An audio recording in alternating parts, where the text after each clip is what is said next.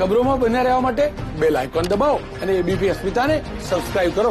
મહત્વના સમાચાર પ્રાપ્ત થઈ રહ્યા છે. ડાંગ પેટા ચૂંટણીમાં આચારસંહિતા ભંગની ફરિયાદ નોંધાઈ છે. આચારસંહિતા ભંગની ફરિયાદ અહીંયા નોંધાઈ છે. આહવાના હેડ કોન્સ્ટેબલે ભીસિયા ગામના બૂથ બહાર અન્ય જિલ્લાના વ્યક્તિ સાથે વાતચીત કરી હોવાની પણ અત્યારે જાણકારી પ્રાપ્ત થઈ રહી છે.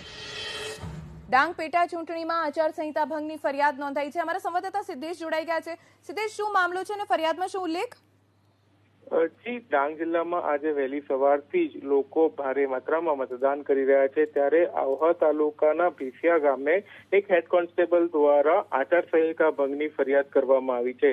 હેડ કોન્સ્ટેબલનો આરોપ છે કે અન્ય જિલ્લામાંથી જે વ્યક્તિઓ આવે છે ત્યાં બૂથ લેવલ ઉપર ઉભા રહીને વાતો કરતા હોવાનો આક્ષેપો કરવામાં આવ્યા છે.